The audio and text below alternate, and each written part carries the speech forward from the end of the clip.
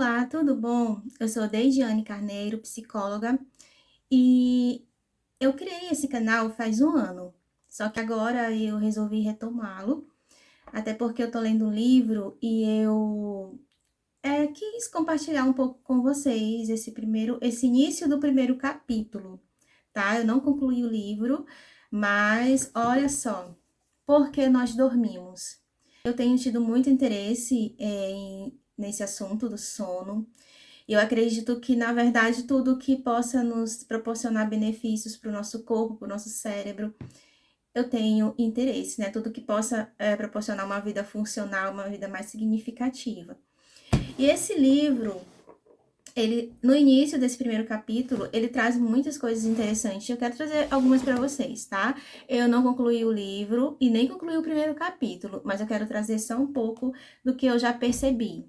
Então, o sono adequado, ele nos traz muitos benefícios, certo? Para o nosso corpo, para o nosso funcionamento de modo geral. E um sono inadequado, né? Ele, né, traz malefícios para o nosso funcionamento em geral. Então, o autor, ele começa o primeiro capítulo, que tem por nome Dormir, e ele traz dois questionamentos. Na verdade, são provocações, né? Que ele já inicia com essa provocação. E aí ele pergunta o seguinte: a primeira pergunta, você acha que dormiu o suficiente nessa semana que passou? E a segunda pergunta é a seguinte: consegue se lembrar da última vez que acordou sem despertador, sentindo-se revigorado, não tendo que recorrer à cafeína? E ele, né, já afirma, já fala que é de se esperar uma resposta negativa, né? Que a maioria das pessoas, na verdade, ele fala que 2/3 da população adulta em países desenvolvidos não segue a recomendação da Organização Mundial de Saúde, que são ter 8 horas de sono por noite, né? Então, o autor traz no início já as consequências que ele vai aprofundar no decorrer do livro, logicamente, mas ele pontua já as consequências que a gente pode ter se não dormirmos adequadamente, né, a quantidade recomendada, de 6 a 7 horas por noite, um adulto. Então, o autor, ele, no início deste capítulo, no início desse livro, ele já fala um pouco sobre, ele pontua as consequências, né, que o ser humano ele pode ter por não dormir adequadamente, né? Por dormir menos do que 6 ou 7 horas por noite. E ele fala que podemos ter o quê? Um sistema imunológico abalado, pode duplicar as chances, né, do risco de desenvolver um câncer, pode, né, ajuda também no desenvolvimento de doenças de Alzheimer, demência, e problemas cardiovasculares, derrames cerebrais, e aumenta também o açúcar no sangue, fazendo com que a pessoa possa ser classificada, né? Chegue a ser classificada como pré-diabética devido a esse sono inadequado. Fora que pode também ajudar, né? A desenvolver esses transtornos psiquiátricos, né? A perturbação do sono pode estar ali relacionado também, né? Uma correlação, não a causa, mas uma correlação com as doenças psiquiátricas, como depressão, ansiedade, tendência a suicídio. Então, são muitas, né, as consequências desse sono inadequado. Ele fala também em relação a pessoas que estão fazendo uma dieta por emagrecimento, por exemplo, porque esse sono inadequado deixa a pessoa mais cansada, né, fadigada. E esse cansaço eleva a produção de 2 hormônios, na verdade, desregula esses hormônios, que são os hormônios da saciedade e o da fome. Por exemplo, o hormônio a grelina, que faz com que a gente sinta fome, esse hormônio, ele é acentuado, ele é aumentado, né? A produção dele no nosso organismo, quando a gente tem um sono inadequado, esse hormônio, ele é aumentado. Ele é mais ativado, vamos dizer assim. O hormônio da saciedade, que é a leptina, ele é refreio, ele é refreado, ele é diminuído, ele não é ativado como deveria ser no nosso organismo. Então, isso faz com que a pessoa que está ali com essa privação de sono, ela sinta mais fome, né? Mais vontade de comer. E isso leva a pessoa a não levar a dieta, né, como deveria ser, porque acaba tendo mais vontade de comer coisas açucaradas, gorduras, não alimentos saudáveis. E o autor também pontua que a privação do sono, ele é vista pela Organização Mundial de Saúde como uma epidemia em países industrializados e desenvolvidos, como Estados Unidos, Coreia, Japão. As pessoas, elas estão muito mais ali propícias, elas estão muito mais ali vulneráveis e aí são as que são, né, as mais afetadas por problemas psiquiátricos, tanto mesmo físico como mental, né, são as que procuram mais o serviço de saúde devido a isso. E o autor, ele fala, e também ele fala sobre a questão dos cientistas e como ele mesmo até solicitar com que os médicos eles prescrevessem o sono, não no sentido de receitar medicações para dormir, não, mas o sono mesmo, para a pessoa dormir adequadamente, ter um horário de sono adequado. Então, no início desse capítulo, né, dessa primeira parte do capítulo, tem um questionamento, né, se a falta de sono, como se fosse outra pessoa fazendo para ele, se essa falta de sono poderia causar a morte, né, chegar a causar a morte, a privação de sono. E ele diz que sim, de dois jeitos, ele explica. O primeiro jeito é um transtorno genético, que ele diz que é raríssimo, que pode, né, ocasionar a morte. Como é que funciona? Acontece na meia-idade, quando acontece, é na meia-idade, é uma insônia que é progressiva, ela vai se tornando progressiva até a pessoa não dormir mais. E nesses 12 a 18 meses, a pessoa sem dormir, ela chega a falecer. E esse transtorno, segundo ele, nenhuma medicação atual dá jeito, para dormir dá jeito. E o outro jeito que ele fala, o segundo, é relacionado aos acidentes de trânsito, né? Que acontecem muitos acidentes de trânsito e que essa fadiga, né, ao dirigir, pode ser fatal, né? Tanto para a pessoa que está dirigindo quanto para as pessoas que estão em sua volta. E ele fala que esses acidentes, né, que acontecem, centenas e milhares, já tem sido tendo índice tão elevado que já está ultrapassando as causas de morte por uso de álcool e outras drogas, né? Então, a situação mesmo relacionada ao sono traz muitos prejuízos. Então, são esses dois jeitos que, segundo ele, a falta de sono pode estar levando à morte. O autor fala também sobre essa apatia, esse desinteresse das pessoas, né, pelo sono, pelos benefícios do sono, para saber o porquê dormir. Então, há um desinteresse e ele fala que isso tudo é devido à ciência, a ciência ela não ter, né, tentado explicar de forma mais clara, ter mais clareza nas explicações e também não buscar mais investigações mais profundas, o que vem sendo feita nessas 2 últimas décadas, né? Graças às pesquisas científicas que vêm acontecendo, a gente tem muitas informações relacionadas aos benefícios do sono para o nosso corpo, para o nosso organismo. Ele fala também sobre a questão evolucionária, né?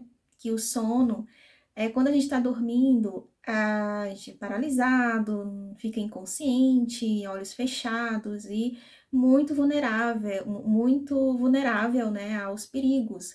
E ele fala que no tempo, né, pré-histórico, essas coisas, os homens, eles da caverna, eles tinham esse momento de dormir, né? E ficavam ali também vulneráveis, mas o sono, mesmo assim, devido a todos esses riscos que poderiam, né, tá causando ali ao homem pré-histórico e tudo mais, ele sofreu uma evolução, né? Ele evoluiu junto com os seres humanos. Então, devido a isso, a gente pode pensar, né, devido a toda essa pressão, teve uma pressão ali para que isso não evoluísse, mas evoluiu. Então, se evoluiu juntamente com os seres humanos, é porque muitos benefícios esse sono ele nos proporciona. Dormir nos proporciona. E ele fala aqui sobre a questão evolucionária, o seguinte: se o sono não serve a uma função absolutamente vital, ele é o maior erro já cometido pelo processo evolucionário. Entretanto, o sono perseverou e fez heroicamente. De fato, todas as espécies até hoje estudadas dormem. Além disso, a subsequente persistência do sono ao longo de toda a evolução significa que deve haver benefícios enormes que superam muito todos os riscos e prejuízos óbvios. Dormimos por causa de uma vasta gama de funções. Esses benefícios noturnos, que reparam tanto o nosso cérebro quanto o nosso corpo, parece não haver um órgão importante no corpo ou processo no cérebro que não sejam otimizados pelo sono ou prejudicados pela falta dele. Então, ele começa a falar agora sobre os benefícios desse sono, que vai ser aprofundado no decorrer do livro.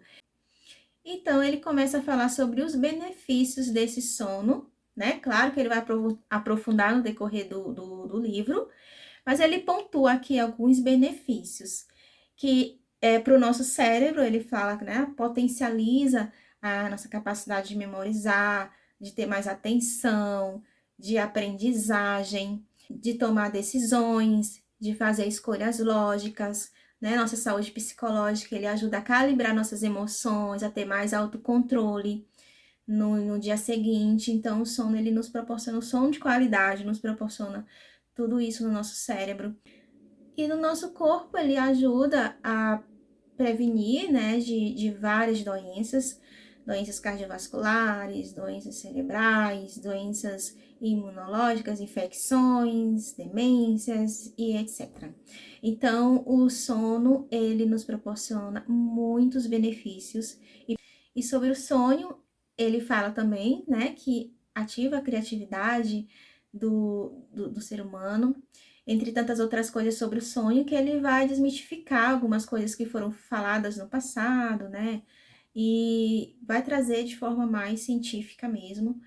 E eu vou trazer isso para vocês depois, em outro vídeo, quando eu começar a ler sobre os sonhos. E no nosso corpo, o sono adequado, ele faz com que nosso sistema imunológico, né, seja mais fortalecido, e assim, prevenindo algumas doenças, como câncer, problemas cardiovasculares, infecções, entre tantos outros problemas no nosso corpo.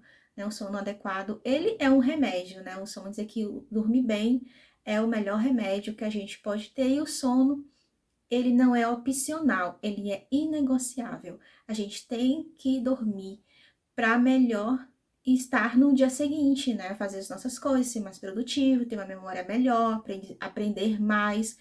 E ele fala também sobre a questão de ter uma alimentação saudável, fazer atividades físicas é essencial para a gente, né? Para nossa saúde, para o nosso bem-estar.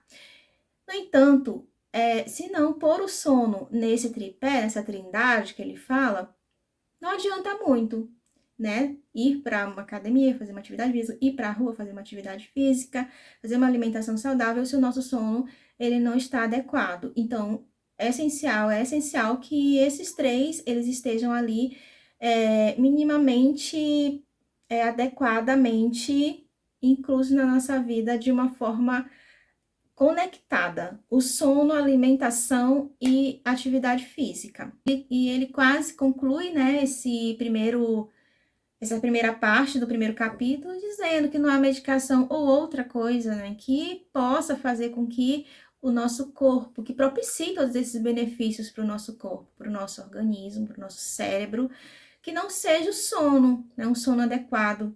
E um sono adequado, ele nos traz muitos benefícios, e algo que a gente tem que colocar no primeiro, as prioridades da nossa lista é o sono. Ter o sono adequado, as outras coisas elas vão fluindo no dia seguinte. E no final também ele coloca que o livro, os capítulos desse livro, eles são escritos, eles são organizados de uma forma que você pode estar lendo alternadamente os capítulos. Contudo, é importante ler sequencial até para ter, né, mais clareza em relação ao sono e todas as outras funções e todas as outras coisas boas que ele nos proporciona. Mas ele diz que não tem problema se você ler capítulos alternados. E o autor traz, que eu percebi no início aqui, uma clareza, né, na escrita, na forma que ele fala, como se estivesse conversando, e coloca uns exemplos, umas analogias. Então, é bem satisfatório ler o livro. Tá parecendo bem satisfatório, bem claro, bem didático. E assim, realmente me parece, lendo o sumário, lendo essa primeira parte do primeiro capítulo, me parece que realmente o que ele quer, né, é levar mesmo informação, coisas que ficaram ocultas por muito tempo, mas que esses 20 anos vem sendo estudado, cientificamente comprovado, como o sono ele nos traz muitos benefícios, e isso está sendo muito falado agora, ainda bem, e que a gente possa, né, usar isso que é tão natural na gente, que é tão benéfico, né, que a gente possa se utilizar desse remédio natural, dessa terapia natural que é o sono. E assim, quem tem problemas no sono, quem tá com dificuldade de dormir, quem acha que tem um transtorno de sono, alguma coisa que tá perturbando, tem que procurar, né? Esse livro ele é uma psicoeducação. Ler ele, você vai aprender muitas coisas. Mas você tem que procurar, caso você ache que está atrapalhando na tua vida, né? Se você não sente sono, não é que você se prive de dormir, mas que você não sinta sono, tem muita insônia, muito procurar um profissional, psicólogo, um psiquiatra que possa estar ali orientando, ajudando você em relação a isso, tá certo? E assim, no decorrer, eu vou lendo o livro, eu vou estar trazendo aqui algumas questões, algum ponto que eu achei interessante. E é isso, tá bom? Se tiver algum comentário sobre o meu vídeo, esse é o primeiro, se, né, quiser dar alguma sugestão de assunto ou de como eu devo, né, falar aqui, se está muito longo, se está muito rápido ou muito devagar, pode comentar, tá bom? Eu aceito sugestões, críticas, etc. E curte aí e segue a gente tá junto, pra gente estar junto aí falando sobre algumas questões, né, de como deixar nossa vida mais funcional, mais significativa, mais boa, certo? Então é isso. Abraço e até a próxima.